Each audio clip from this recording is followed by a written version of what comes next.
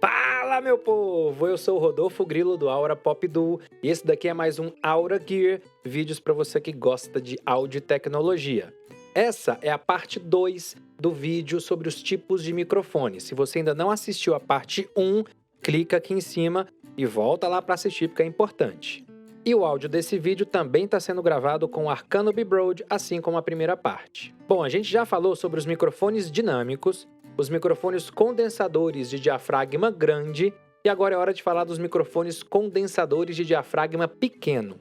Esses microfones geralmente têm algumas características em comum com os microfones condensadores de diafragma grande, mas normalmente eles têm uma resposta de frequência mais forte nos médios e nos agudos. E também costumam ser um pouco mais direcionais, o padrão polar deles é um pouco mais fechado. Eles geralmente são microfones pequenos e eles são muito bons para gravação de instrumentos musicais. E também para gravações onde o microfone precisa ficar um pouco distante da fonte sonora. Um ótimo exemplo disso são os microfones shotgun. São os microfones feitos para vídeo, você já deve ter visto algum, eu vou colocar imagens aí para ilustrar. Esses são microfones condensadores de diafragma pequeno. Alguns deles têm um pré-amplificador onde você coloca uma pilha. Nesse caso, eles não precisam de phantom power, mas todos os outros microfones condensadores de diafragma grande ou pequeno que não possuem uma forma de alimentação via pilha ou bateria precisam daquele phantom power que a gente falou na primeira parte. Mas para estúdios, gravações, produção musical, geralmente os microfones condensadores de diafragma pequeno são esses aqui, ó. São microfones com uma cápsula bem menor do que o que a gente está acostumado, mas elas são muito sensíveis. Esses microfones são ótimos para a gente fazer over de bateria, que são aqueles dois microfoninhos, geralmente são dois, que a gente coloca bem acima da bateria para pegar o som geral da bateria, principalmente dos pratos, dos tons e da caixa. E para instrumento de corda também. Nossa, um violão gravado com dois microfones desse, condensadores de diafragma pequeno. Um ali no braço do violão e outro ali no bojo do violão, poxa, fica ótimo. Tá, mas nada disso é regra, tá, galera? Você pode gravar voz, por exemplo, com um microfone condensador de diafragma pequeno, não tem problema algum. Muita gente gosta, inclusive, de usar esse tipo de microfone para voz. O importante é o resultado final te agradar. Então, o ideal é você ir experimentando e aprendendo aos poucos quais os microfones se encaixam melhor no seu estilo de captura de áudio e também no seu estilo de mixagem. Essas duas coisas influenciam muito mais no resultado final do que o tipo de microfone, por exemplo. E geralmente esses microfones não são muito caros, então pode ser uma boa opção para quem está começando. Tem uma empresa chinesa chamada Takstar, que tem uns microfones desse tipo bem baratinhos no AliExpress, e eu tô curioso porque eu já testei outro microfone dessa marca e gostei da relação custo-benefício deles. Vamos ver se esses aí são bons também, né? Vou dar um jeito de conseguir um desse pra gente. E como sempre, vou colocar aqui na tela as imagens e especificações de alguns microfones condensadores de diafragma pequeno para você pausar, anotar e pesquisar, beleza?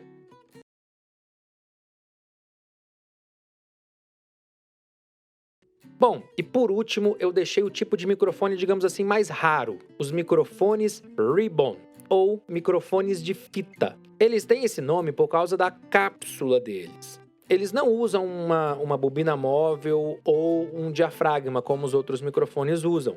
Os microfones de fita têm uma fita metálica bem fininha dentro do microfone que oscila com o som e transmite essa informação para o preamp. Essa tecnologia já é bem antiga, mas por dois motivos a gente não vê muito esses microfones por aí. Primeiro, porque eles são muito caros. Muitos dos modelos mais famosos nem são fabricados mais. Isso faz com que eles virassem tipo item de colecionador e isso fez o preço disparar ainda mais. E segundo, porque eles são muito frágeis. Essa fitinha metálica que tem dentro do microfone realmente é muito fininha. E você pode romper essa fita se o microfone levar alguma pancada, uma rajada de ar, um puff muito forte, ou se você colocar esse microfone na frente de uma fonte sonora muito alta, você pode romper essa fita e aí, ó, já era. Outra coisa que esses microfones geralmente não gostam é de phantom power. Muitos desses microfones, se você ligar o Phantom Power na sua mesa enquanto ele estiver ligado, o microfone simplesmente torra e essa fitinha derrete. E aí já era, só outro microfone. Então você tem que ser muito, muito cuidadoso ao manusear e usar esse tipo de microfone. E eles também são muito caros. Então, juntando essas duas coisas aí, faz com que muita gente desista de comprar. Quem sabe um dia eu arrumo tempo para comprar um e trazer aqui pro canal e fazer um review para vocês, né?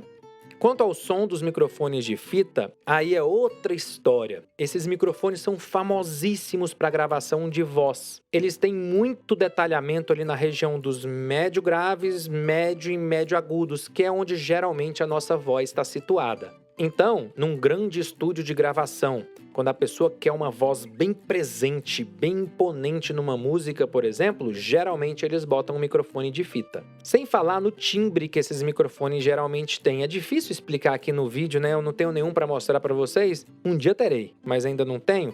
Eles têm um timbre muito característico. É quase uma distorção natural, é uma equalização bem presente nos médios. É complicado explicar. Mas são microfones que têm um som incrível para gravação de voz.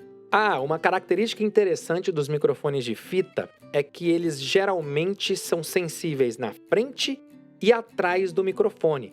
É o que a gente chama de padrão polar de figura 8, ou microfone bidirecional. Então ele capta tudo que vem na frente do microfone e também tudo que vem atrás do microfone.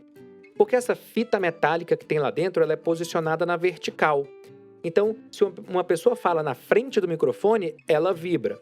Se o som vem de trás, ela também vibra. Mas se o som vem de lado, ele passa reto por essa fita e não move a fita. Então, ele rejeita muito bem os sons que vêm de lado, mas ele pega 100% dos sons que vêm na frente e atrás do microfone. Isso de captar o som dos dois lados do microfone pode ser um problemão para quem não tem uma sala acusticamente tratada. Esse microfone ele é muito sensível à reverberação.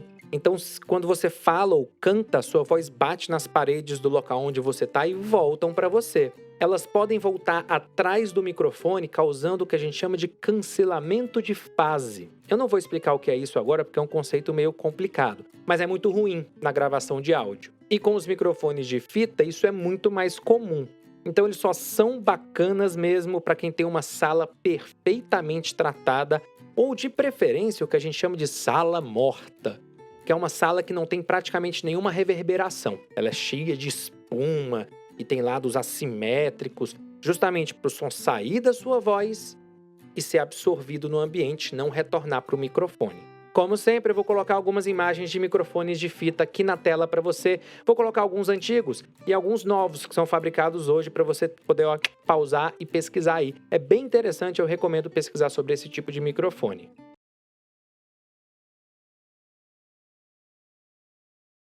Enfim, galera, esses são os 4 tipos de microfone mais comuns que a gente encontra por aí. Dinâmicos, condensadores de diafragma grande, condensadores de diafragma pequeno e microfones de fita. Basicamente, 90% de todos os microfones do mundo estão dentro dessas 4 categorias. Mas e aí? O que eu recomendaria para alguém que está iniciando? Para você que está começando, eu recomendaria inicialmente um microfone dinâmico, um bom microfone dinâmico. Eles são mais baratos e eles se dão melhor em ambientes que não são acusticamente tratados. Mas caso você tenha um estúdio musical ou um local na sua casa que tem um certo tratamento acústico, aí eu também recomendaria um microfone condensador de diafragma grande. São ótimos microfones para começar e são muito versáteis, você vai conseguir gravar muita coisa com esses microfones. É claro que com o tempo você vai encontrar situações em que você gostaria de ter um microfone condensador de diafragma pequeno, vai ter situação que você gostaria de gravar uma voz bem presente e gostaria de ter um microfone de fita. Então, na verdade, você tem que ir analisando a sua necessidade à medida que ela vai surgindo. Quando aparecer essa situação que você precisa de um microfone de diafragma pequeno, um condensador, aí sim é hora de procurar um. Eu não aconselho esse tipo de microfone para ser um dos seus primeiros microfones, não. Assim como os microfones de fita. São microfones muito caros e muito frágeis, você já precisa ter uma certa experiência para poder manusear e utilizar um microfone desse. Deixa lá para frente para quando você já tiver fera no áudio. É isso, galera. Eu espero ter ajudado você aí que estava com dúvidas sobre os tipos de microfone. Eu sou o Rodolfo Grilo do Aura Pop Duo. Esse daqui foi mais um Aura Gear e eu te vejo na próxima. Valeu!